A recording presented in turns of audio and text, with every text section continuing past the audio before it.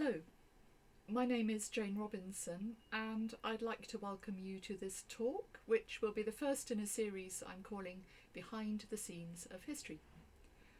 Imagine you're at a literary festival, if you like, or sitting with old friends and new at a talk. I'll be happy to answer questions as usual at the end. Send me an email on jane@jane-robinson.com, and tea, coffee, wine, chocolates, smoked salmon sandwiches will be available afterwards if you've got them in stock. You can pause the lecture at any time, which is a bonus live audiences don't get, and please pass it on to anyone you think might enjoy it. Please also excuse the odd fluff or stumble. I'm not in a swanky studio, but sitting at a cluttered desk near Oxford with a cat on my lap. All the talks in this Behind the Scenes of History series will be about various aspects of social history through women's eyes. The first is based on my most recent book, Ladies Can't Climb Ladders. So forget the present for a while, relax and join me on a visit to our past. I think you'll be amazed at what we find. So, picture, if you will, an early spring evening in London in March 1920. It's unseasonably cold. There's already a promise of frost in the air as small groups of women begin to arrive through the gas-lit dusk at the Palace of Westminster. 3 or 4 stride confidently, neat and slim in loose-fitting coats, with hems well above the ankle and close-brimmed hats. The rest walk more slowly. Their costumes are structured on old-fashioned lines. Their fur stoles dangle the limbs and snouts of long-dead foxes, and their hats are as wide as their hips. It would be difficult at first glance to imagine what brings this unlikely company together. Business is over for the day at the House of Commons.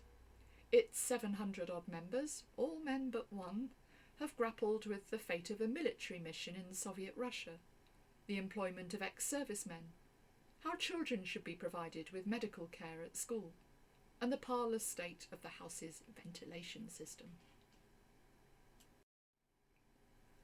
Further afield, the country struggles to come to terms with the aftermath of war, an exhausted people only just beginning to raise heads above the parapet and look to the future. No family is untouched by grief. Some have reacted to personal loss by telling themselves that all that matters is to live for the day. Others disapprove of such purblind hedonism, preferring to trust in the pre-war values that built the British Empire. Those gathering in Westminster that early spring evening in 1920 represent a third way. Between them, they're changing the world for British women at home, in politics, and in the workplace. Radiant with the partial success of recent crusades for the vote, university degrees, and the right to a career, they have come to celebrate. Among the first to turn up at the banquet is Ray Strachey on the left here. She's a veteran of the suffrage campaign and a progressive champion of women in the traditional professions. Not that there are many women in the professions yet. A few score doctors and surgeons, seasoned by war work but unwelcome in most teaching hospitals. Some pretend engineers and architects whose unfeminine ambition makes right-minded people laugh. A handful of unorthodox priestesses, recalling Samuel Johnson's famous quip that a woman's preaching is like a dog's walking on its hinder legs. It's not done well, but you're surprised to find it done at all. There are thousands of women teachers, but until the end of the Second World War, they're expected to resign upon marriage, which means their average working life is just 3 years.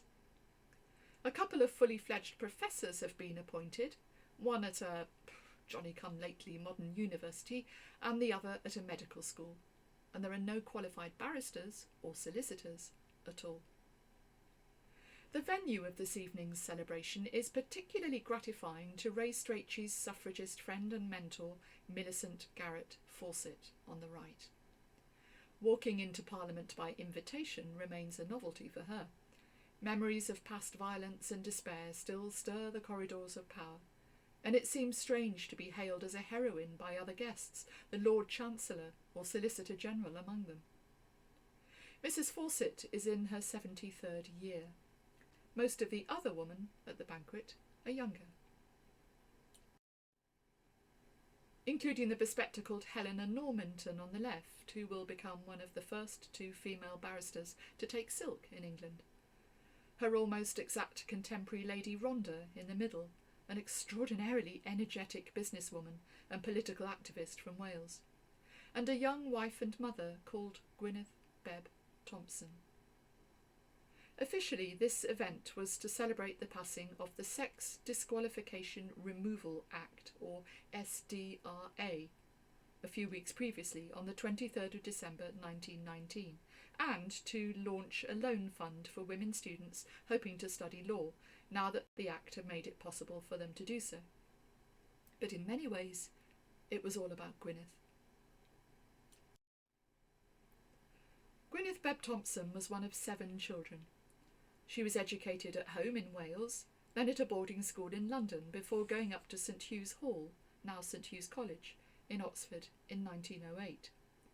There she was one of the first women to study jurisprudence, or the theory and philosophy of law. Why did she choose what was an almost exclusively male discipline? It was a rash decision. Women were not permitted anywhere near the legal profession at that time, and Gwyneth always intended to work for a living. And why Oxford, which refused to confer degrees on its female undergraduates, until persuaded to do so by the SDRA in 1920? Had she been a man, Gwyneth's exam results would have pocketed her a first-class degree, and more than that, she would have been acknowledged as the highest achiever of her year. As it was, she left university with nothing more tangible than a warm glow of achievement, not particularly helpful when applying for professional posts alongside men with letters after their names. In 1913, Gwyneth sued the Law Society for refusing to admit women to train for the legal profession. She lost both the case and a subsequent appeal on the Alice in Wonderland grounds that as a woman had never been admitted before, there was no precedent. And without a precedent, they couldn't be admitted. This was a common argument against allowing women into any of the 6 traditional professions: academia, architecture, the church, engineering, law, and medicine. They called it the law of inveterate usage. During the First World War, Gwyneth married Thomas Weldon Thompson, a solicitor, and worked for the Ministry of Food before the birth of their first child, Alice Diana, on the very day the SDRA received royal assent in 1919. By now she had changed her mind and wished to read for the bar. Her application to Lincoln's Inn was accepted the following day, on Christmas Eve. Gwyneth was asked to propose a toast at the House of Commons celebration. In her speech, she promised that if ever she were required to wear a wig in the course of her legal duties, she would try to arrange her hair so that it didn't look too ridiculous. Not for her own sake, mind, but to preserve the dignity of her new profession. Then she repeated a comment made to her by a fellow male trainee. Unless she could drink a pint of ale and a bottle of port at dinner, it was useless to expect to be admitted to any of the Inns of Court. An uncomfortable pause was adroitly broken by her admission that she had got away with quaffing ginger beer instead. She was grateful for the welcome she had been given at Lincoln's Inn, she added, and looked forward with confidence to the future. Perhaps she was naive. Stodgy arguments against women in the professions have been circulating for years, and were no less popular now than they'd ever been, despite the passing of the Act. Gentlemen would never stoop to taking orders from women. It was degrading and flew in the face of nature. Women were unsexed by gentlemen's work. Old-school doctors warned that thinking too much withered the womb. Some were refused high-caliber posts on the grounds of being too plain, others because they were distractingly pretty. And then there was the perennial claim that women couldn't possibly work in a man's world, as no one had installed any ladies' lavatories there. The smoking rooms of professional societies, associations, institutions and clubs rumbled with self-righteous discontent at the thought of a petticoat invasion. while senior common rooms in the ancient universities refused to appoint women whose mercurial teaching methods might interfere, as they put it, with the proper education of young men. The SDRA did prompt action in some quarters. Not only were the Inns of Court minded to admit women. In October 1920, Oxford decided to award its female students degrees for the first time, though Cambridge infamously resisted until 1948. Despite the Act, however, this was in many ways the worst time for women like Gwyneth to think of entering the professions. Though they had won temporary respect and valuable experience by metaphorically donning bowler hats and pinstripes or overalls and grease guns during the First World War, priority was now being given to returning servicemen, while their wives and daughters, sisters and mothers, were expected to unfold their pinnies and withdraw once again to the kitchen. It's a myth that the First World War liberated women in the long term. Expediency meant that they were given the taste of an independent career, but socio-economic pressures ensured that in peacetime the old order was reluctant to change. Lip service was paid in the form of the SDRA, but the professional world was still sclerotic, rigid in the years that followed, hidebound by convention, defensive and frankly scared of competition. None of this daunted Gwyneth Bebb Thompson. As a young mother, still employed by the Ministry of Food, she dutifully ate her regulation dinners at Lincoln's Inn and passed the necessary exams by studying in the evenings during her first year. The future did, indeed, look bright, and she was already a dignified role model for her companions embarking on a working life in the professions. It wasn't easy.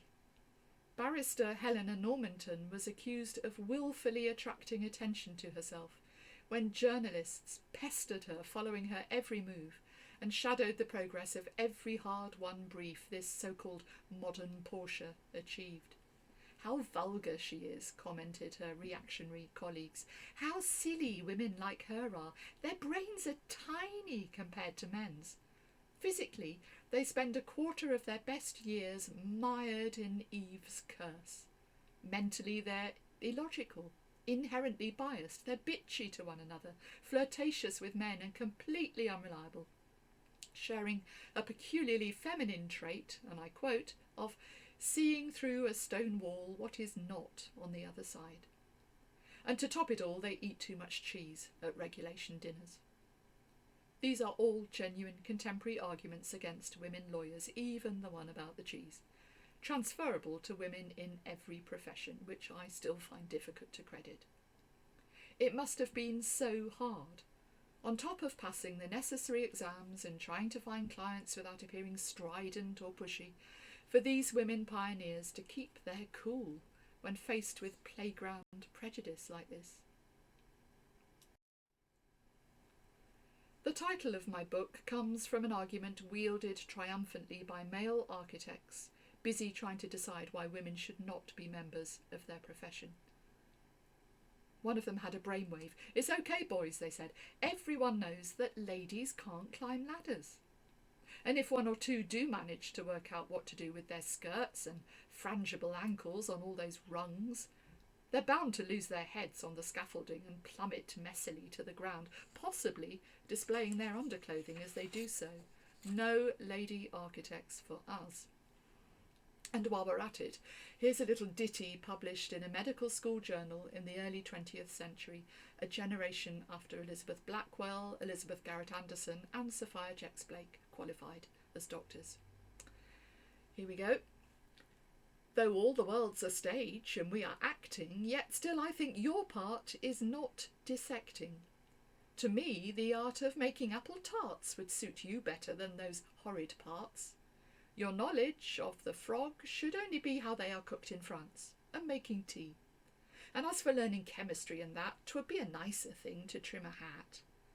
I know your aims in medicine are true, but tell me, is there any need of you?" I wish the lad who'd written that had met Ida Mann. The popular image of the pioneering career woman is of a loud eccentric, set apart from mere mortals by genius and grim determination, a modern Boudica riding roughshod over convention to lead a growing army of formidable females to storm the citadels of the establishment and shatter the glass ceilings within. Most of my heroines in the book are nothing like that. They're you and me, but more intrepid and with none of the advantages we enjoy because of what they did. However, Ida Mann was in every way a woman apart. Ida's father encouraged her intelligence up to a point. He paid her for achieving good marks, for example, but withdrew her from school at 16 as a matter of principle, consigning her instead to a commercial college where she was expected to prepare for a career in the post office savings bank. She did as she was told and got the job and hated it. One day she was invited to visit the London hospital after supporting a fundraising event. Ida was excited by the prospect. She had always been keen on dolls, not dressing them up in frilly frocks and having pretend tea parties, but plonking them down in disarray on makeshift beds and dosing them with potions and a sadistic glint in her eye. Not the best attitude, perhaps, for a doctor to her patients, but Ida's visit to the hospital convinced her that a career in medicine was what her life was all about. She made herself an appointment to see those in charge of student admissions at the London School of Medicine for Women, now a modern health centre, and she got herself a place, passing the matriculation exam in the first division. She was ecstatic, and her parents, while surely dazed by her proactivity, paid what they could to help her on the way. Ida devised herself a uniform. It comprised a Norfolk jacket with lots and lots of pockets for various bits and bobs of medical equipment and bones, and a stout skirt. My suit was designed to last for years, she remembered proudly, and was varied by different shirts and violently coloured stockings of emerald green, purple, or scarlet. She had her own skeleton, probably dug, as most were at the time, from the battlefields of the Napoleonic Wars. Her teachers were exceedingly strong characters. One of them was Sir Amroth Wright, a notorious misogynist who appears as a sort of anti-hero in several of my books, I have to admit. He was a virulent anti-suffragist and altogether terrifying. Ida was unfazed. She nicknamed Sir Amroth Wright Sir Almost Wright, and was amused rather than offended that he managed never to speak directly to a female medical student ever. Sir Amroth, like psychiatrist Sir Henry Maudsley, was one of those old-school physicians who considered females physiologically and emotionally incapable of any meaningful intellectual activity. Maudsley's famous argument was that women had a finite amount of life force in their bodies, and if they sent it all north, if they spent it all on thinking, their wombs were likely to atrophy. By the time Ida was studying medicine in the 1920s, however, no concessions were made to any supposed frailty. Ida appears to have had the constitution of an ox, but even she got exhausted occasionally. During her training in domiciliary midwifery, when she was on call for home confinements, the lack of sleep was almost overwhelming. One ghastly morning, she remembered, I was pedalling along on my bicycle with a splitting headache, the leg of my pyjama pants hanging below my skirt, and a dead baby in a brown paper parcel on the carrier. This was a different age, remember, when the back wheel caught in a tram line and I fell in the mud. The parcel, with its grim contents, was catapulted into the road, and just as Ida was picking herself up and about to retrieve it, a policeman arrived. Explain that one. Ida went on to become a legend in her field of ophthalmology and the first female professor at Oxford. Do read about her courtship in the book, by the way, if you get a chance. I promise you a surprise when you hear what she and her future husband did to amuse themselves in private. And talking of romance, as the number and profile of women working in the professions began to grow during the 1920s and 1930s, so did the market for their newfound disposable income. I've had huge fun researching women's magazines of the interwar era for appropriately situated love stories and articles and advertisements targeted at the modern salary-earning girl. Here's a quick selection of some of my favourites. If you feel like banishing your grey hairs, top left, just bear in mind that Vivatone is radioactive hair restorer. The advertisement in the middle recognises the fact that women who are earning salaries might want to spend them on a car, and if they did, they would need to fill it with fuel, and if they wanted to be thought immediately attractive and engaging, they would choose Shell, because if they didn't, they'd end up just slightly flawed like the cross-eyed girl on the left. On the right, I beg your pardon. And the Punch cartoon in the bottom right-hand corner is one of my all-time favourites.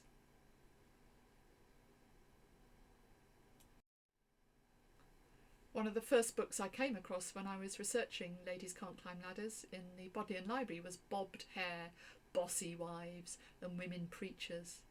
I love the advertisements as well.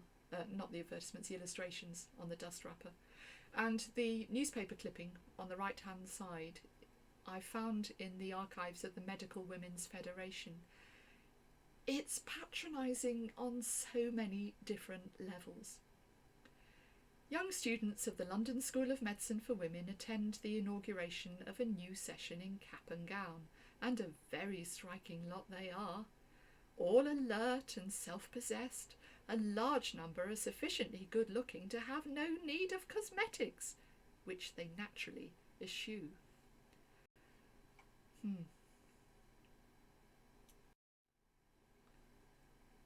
Yes, well, this one needs no commentary at all. Of course, each of the professions had its own journal, and one of the best is The Woman Engineer, which is still going strong. Published quarterly by the Women's Engineering Society from 1919 onwards, it's full of fascinating information and spirited, endlessly energetic personalities. Reading it is like peering through the window of a bustling workshop peopled by women who, individually and together, physically and metaphorically, are constructing a new world. I wonder if you recognise this one. She's usually seen in a much more glamorous pose. This is, of course, Amy Johnson, who was above all a highly competent, highly qualified engineer. And here on the far right is Margaret Partridge from Devon, who joined a firm of consulting engineers during the war, 1917, specialising in heating and ventilation. She was initially employed to work in the office, but before long was out on the shop floor as a supervisor and then a tester at an electrical factory making parts for searchlights and X-ray machines. She moved on to designing small electrical engines and might have stayed at the factory had the gates not been effectively closed to women when surviving servicemen returned from the Great War to reclaim their jobs. The same happened at medical schools, by the way. Though open to women during the war, most, in London at least, closed their doors to women in the 1920s and didn't admit them again for another 20 years. Rather than retreat to the office, the classroom, or worse still, the front parlour, Margaret went home to Devon and advertised herself in the local papers as a country house lighting engineer. She offered consultations by appointment and by 1927 had won the distinction, somewhat niche it's true, of being the first woman to wire an English village for electric light. Working with hard-won financial backers and eventually employing several members of staff and training her own female apprentices, Margaret brought electricity to entire villages across Devon and Suffolk. She built power plants, connecting houses and businesses to them so efficiently that everyone in the community who had signed up to her scheme had merely to flick a switch, and lo and behold, the electricity was on its way. Miraculously, it took only an hour to trickle, leap, fly, jump, whatever it did, from the plant to their homes. Before lighting people's houses, Margaret illuminated the roads outside. In Bampton, when she first turned on the street lamps in 1926, always a dramatic moment, villagers ran from their homes to gasp in astonishment. One man decided to spend his evenings sitting under a lamppost reading his newspaper. Once Margaret turned her attention inside, children were so terrified by the glare in their newly lit bedrooms that for several nights they screamed and refused to be left alone with the light on.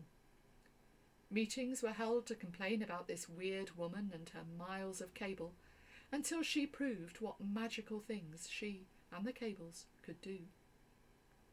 As a woman in charge of her own enterprise, the first member of the Women's Engineering Society to be so, Margaret encountered plenty of male employees and clients in the course of her business. Naturally shy and well aware of the old argument that it was unseemly for a woman to give a man orders, she quickly worked out, and I quote, that a judicious administration of praise and appealing to a man's pride in his job and capabilities will do far more towards getting the best out of anyone than all the vigilant strictness of the most powerful martinet. Salesmen jostling to supply components for her machinery were the worst to deal with, imagining they could get the better of her. As a rule, a salesman is not fit to do business with, she advised, till he has been properly squashed. One of the joys of researching this book was the discovery of an intricate network amongst these pioneers for mutual support. The Women's Engineering Society engaged lawyer Helena Normanton as their legal advisor, and more than one woman doctor commissioned architect and stylish ladder climber Gertrude Levikus to design not only their hospitals, but their private houses.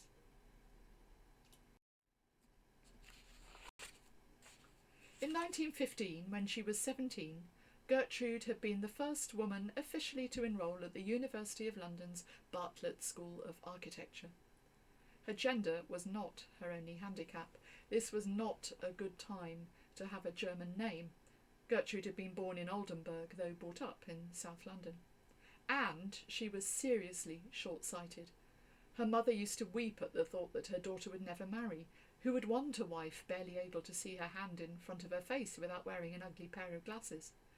Fortunately, Gertrude was not vain.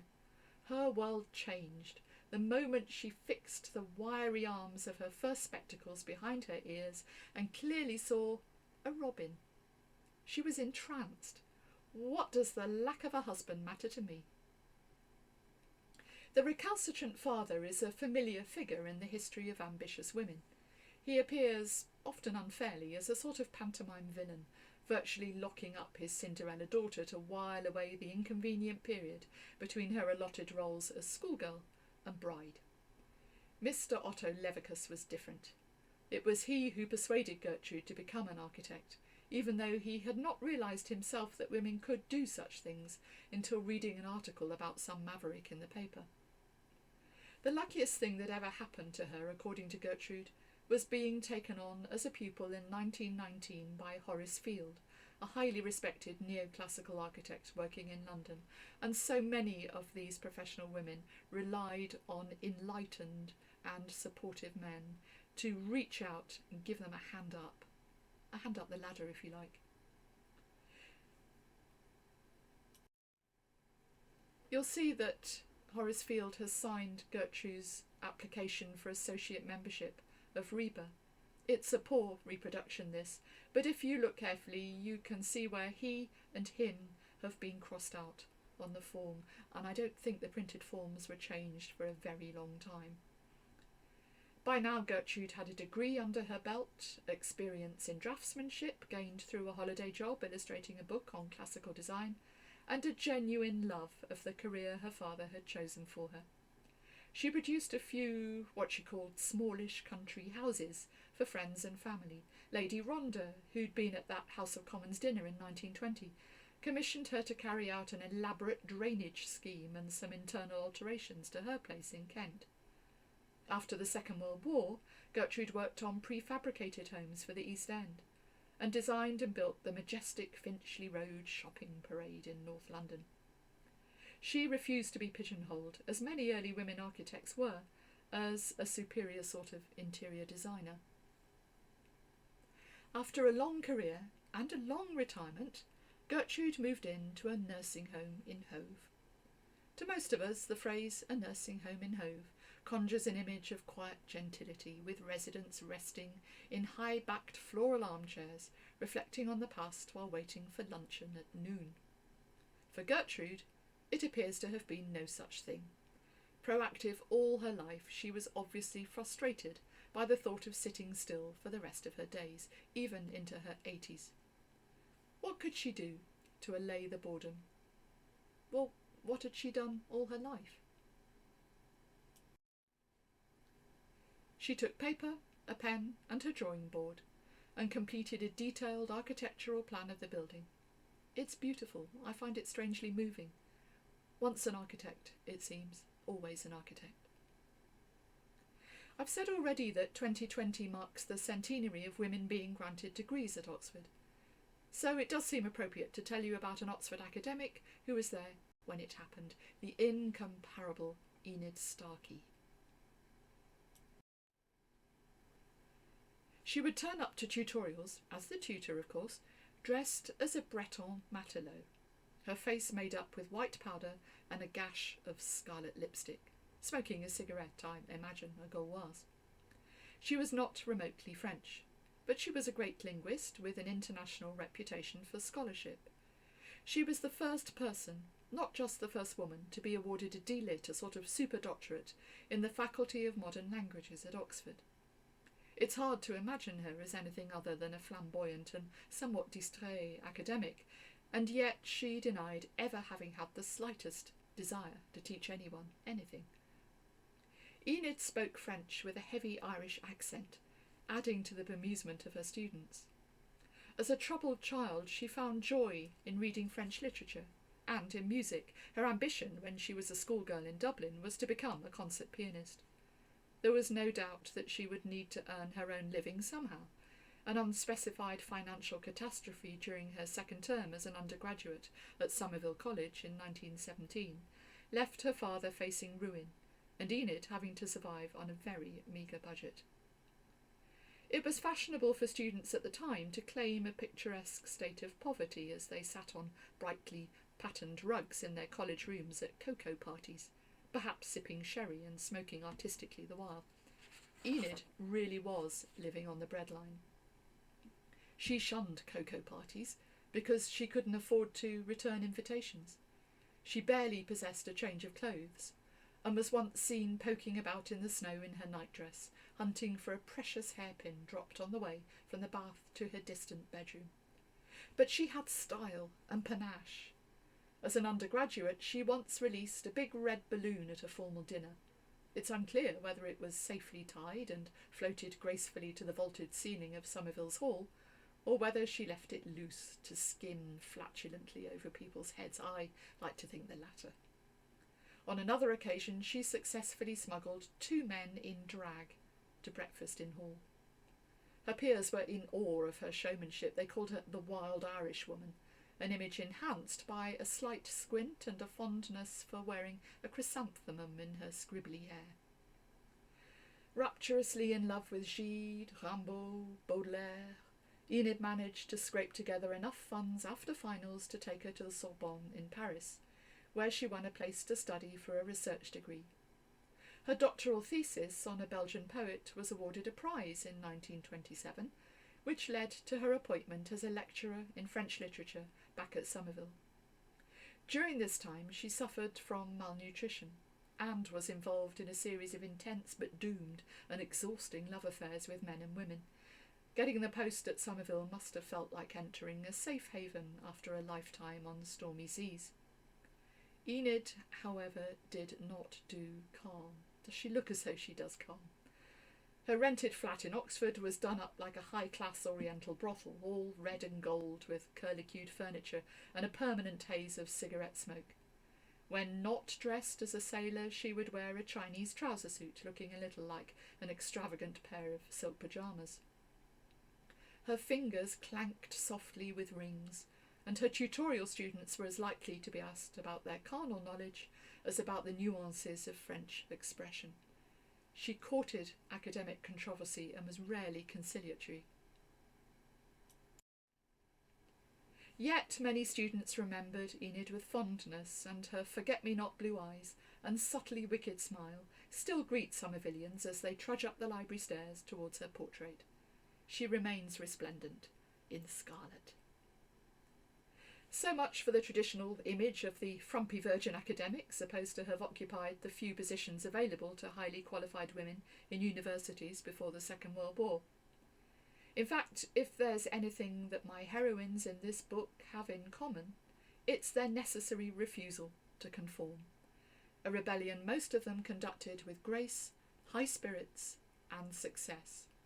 It's been a very joyful exercise writing this book. It made me extremely angry at times, and it was eye-opening, even shocking, but overwhelmingly inspiring. One of the most inspiring and surprising characters of all is Maud Royden, an unordained clergywoman whose life story and love story really should be made into a film. There are precious few churchwomen in the book, for obvious reasons. Constance Coltman is there as a pioneering Congregationalist minister, with the Baptist preacher Violet Hedger and Unitarian Gertrude von Petzold. I follow the arguments for and against them, each party quoting from the Bible to support their cause, but you'll remember that the first female bishop was not ordained in the Anglican Church until 2015. And as for the Catholic Church, as it was in the beginning, is now, and ever shall be, world without end. But Maud Royden makes up in quality what we lack in quantity. Don't miss her. I think knowing about her has changed me as a historian. And this is, of course, a history book, but more than any other book I've written, it's also about live issues. These women were fighting for a balance of life and work we have yet to define. They were fighting against the gender pay gap, lazy prejudice and stereotyping. When I asked a group of professional women recently whether they still felt like outsiders, the response was varied. Some had recently qualified, others were at the end of an illustrious career. Many considered themselves beneficiaries of a battle already won. Others were not so sure. It can still take courage for a woman to admit an ambition to join the professional elite. The senior partner in a high-profile firm of London solicitors confessed that she had to be pushed by a male colleague into applying for the position. She was too modest, feeling herself to be an imposter despite years of training and decades of experience. Women still have to be asked to dance, she remarked, a little sadly. As the wife and mother of medics, I have endless, timeless tales of discrimination to tell. At an academic conference recently, I listened to first-hand accounts of underrepresentation and breathtaking gender bias.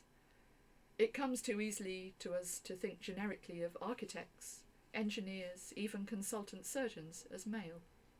And senior women at the Inns of Court are still called master. I haven't even touched today on the marriage bar, which forbade married women from working away from home, although there is plenty about it in the book. But I'm sure you've heard or even experienced tales like mine when I was interviewed as a young woman for a job with a well-known firm of antiquarian booksellers and was asked to prove to the men on the other side of the desk that employing me would not be a waste of time and money given that I was likely to get pregnant. There was much consternation when the principal of a women's college in Oxford announced to the governing body that she would like to get married. No one had thought to change the statutes since the place was founded in 1879 when principals couldn't marry while in post. She was obliged to resign as a miss before her wedding day and then reapply after the honeymoon as a Mrs.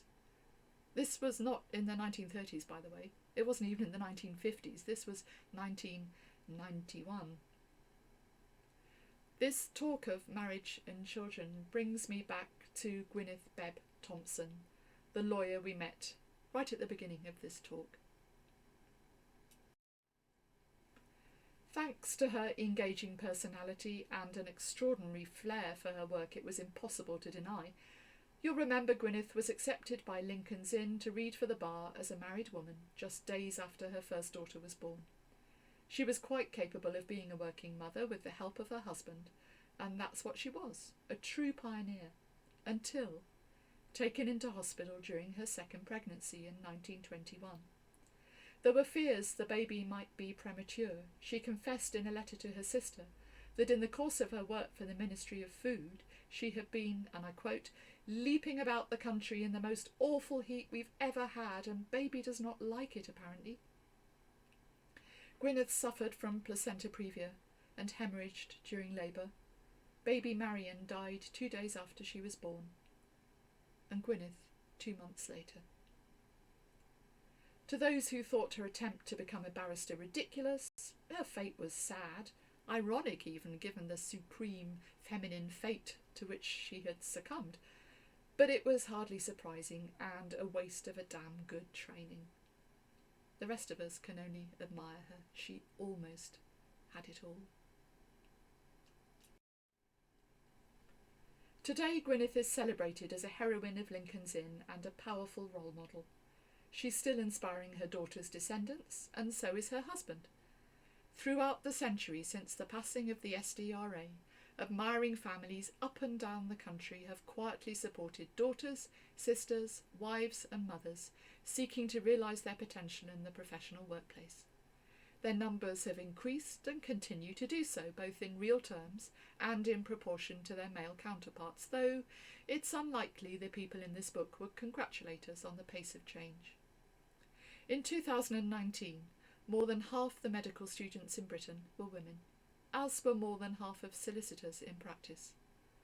Role models are desperately important to us as individuals because they challenge received wisdom and show us how important it is to strive for things we assume are beyond reach. Gradually, person by person, institution by institution, habits alter and expectations grow. Our reach extends as our grasp becomes stronger and more assured. The quest for equality is a long game, and we're playing it still, but it's much easier to join in with things than to start them, to be a participant than a pioneer. To keep us going, we now have proof of something the pioneers could never be quite sure of, because they hadn't done it yet. Ladies can climb ladders as high as you like. Goodbye.